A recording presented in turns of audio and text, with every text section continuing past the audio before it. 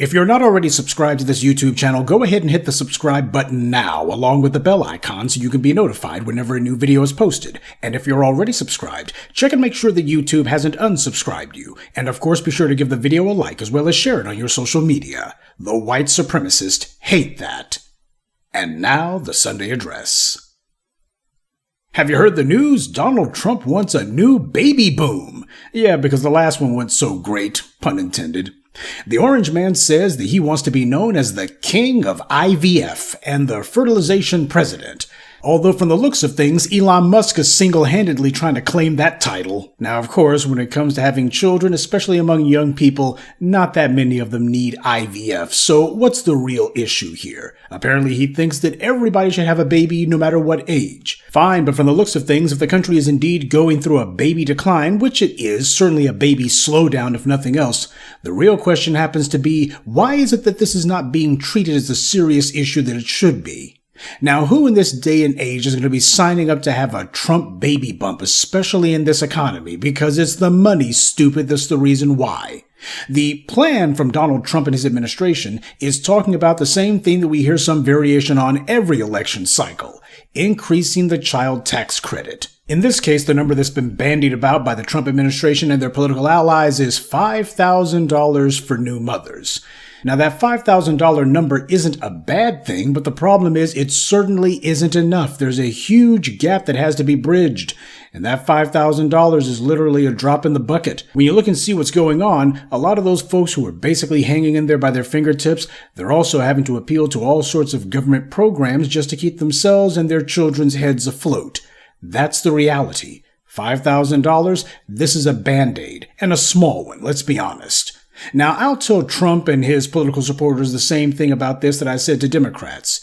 If you want more births, then one great idea would actually be to deal with the infant mortality rate in the black community and to deal with the maternal mortality rate. You can't get numbers this disproportionately high among black mothers and their infants compared to every other demo without there being a deliberate, intentional anti-black campaign to take the lives of black mothers and their babies. The white right's always talking about shutting down schools that are underperforming this, that, and a third based on the numbers.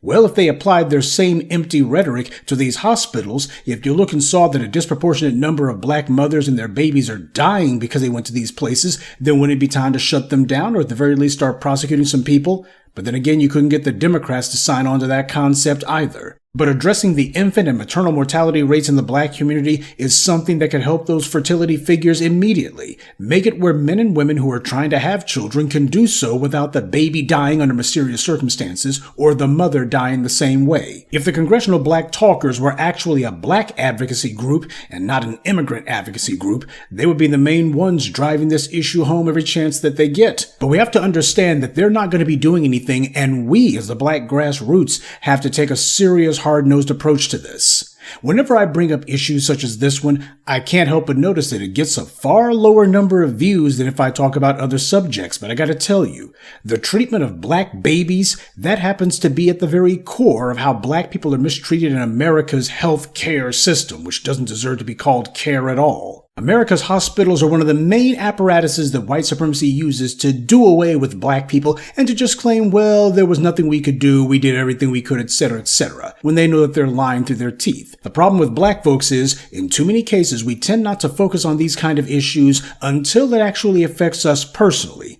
We hear about it from people who are online, or we hear about it even from other family members, and we don't go on red alert. We wait until it's us, and by then, it's too late. So whenever anybody starts talking about what are we going to do about America's declining birth rate, what they're talking about is the birth rate among white people. If they were actually concerned about more births, they would already be looking at the single easiest thing that could be done to increase births in this country, and that's to address the black infant and maternal mortality rates. But this country isn't concerned about that. It's concerned about a racial status quo. As they see it, all of those dead black babies and their mothers, that's not a problem, that's a solution. But for the sake of argument, let's go ahead and say that at least in this case, regardless of who's in the White House, there's actually a serious effort now at addressing the country's declining birth rate. Well, that still doesn't change the fact that for expectant mothers, a mere $5,000 tax credit, while welcome, is not going to solve the underlying problems. It's not a matter of mothers are looking and going, I'm only $5,000 away from being able to fully and thoroughly take care of a child.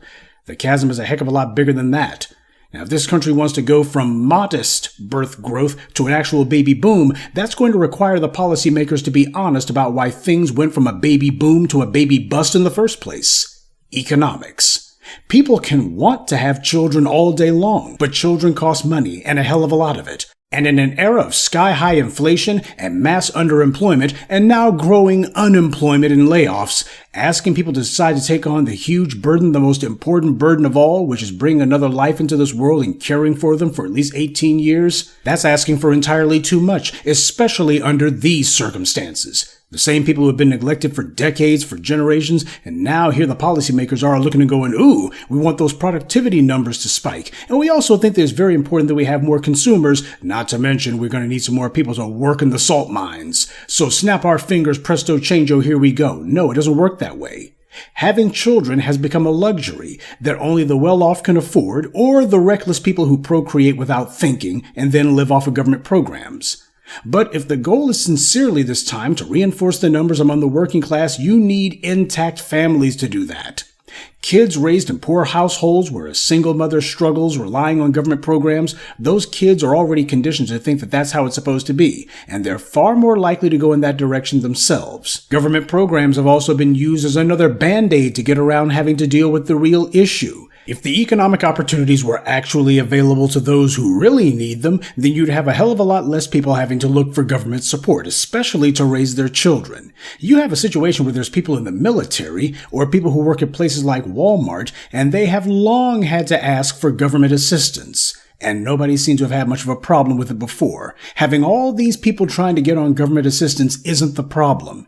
It's a symptom of the problem, because what's happening is not just in the United States alone. When you look at countries in Asia especially, you also see a baby bust, and when they talk with the young people in those countries, people in their 20s and 30s, and ask them why is it that they haven't decided to start families yet, it's for the same reason that so many of them have yet to buy a home or to do a number of different things that ordinarily would have happened by now. They simply don't make enough money to.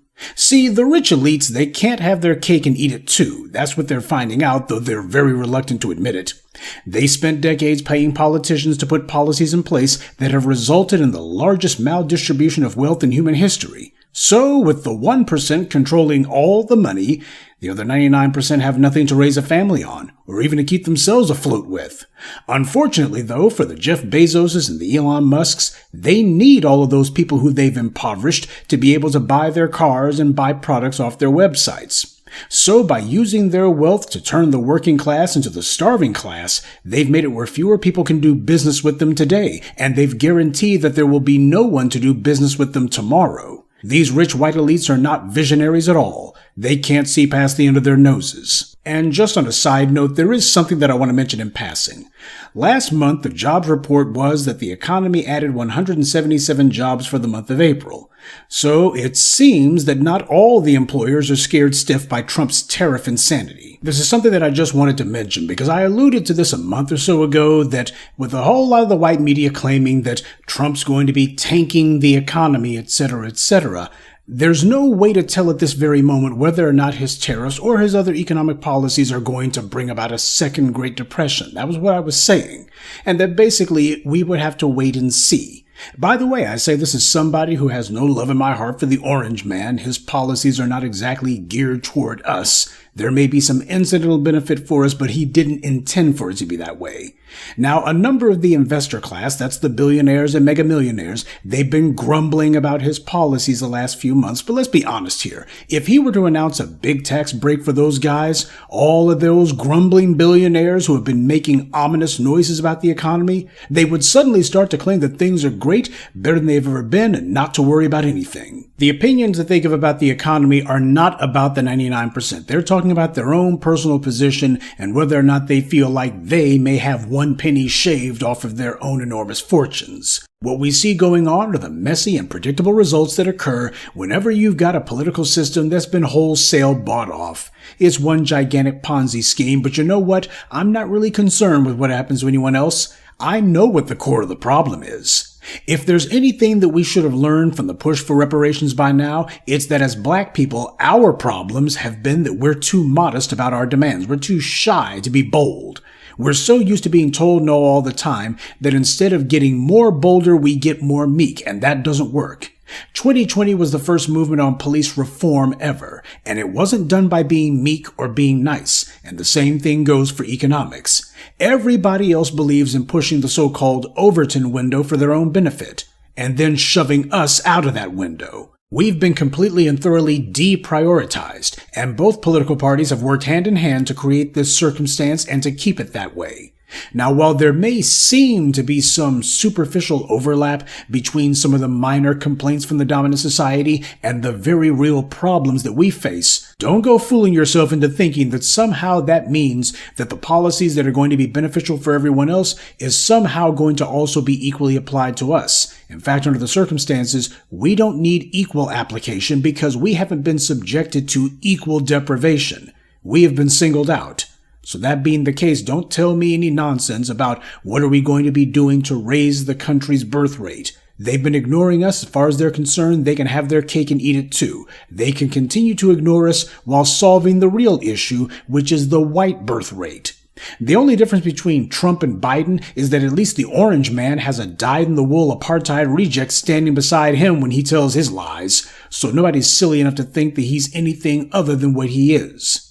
Placebos and pacifiers. That's what's being offered. We're getting artificial solutions for real problems that these people created. They just want to see if people are desperate enough at this point to be bribed with their own money. Because it's going to take a hell of a lot more than just $5,000 to make starting a family feasible again, especially for the vast majority of Americans. And with so many people from the dominant society who this country is always taking care of, complaining about the economy, our concerns of a necessity must take precedence. If the orange man or anyone else wants to offer $5,000 to expectant mothers, that's fine. But just let them know that's a very small down payment on a very large debt. And speaking of debts, we're not giving this country any discounts on what's owed to us. I don't care how much everyone else claims to be suffering. Their pain is nothing compared to ours. And that's why even under these circumstances, we're going to hold the line and tell everyone, no reparations, no vote either, and no kidding. Good evening, and be one. I'd like to take a moment to mention some of our contributors. Eric Bailey, Ogun Spirit, Liban Gurhan, Wandre Morris, and Mark Brown. Salute to them and thank you to everyone for listening, liking, and sharing this message. Black empowerment only exists because of you.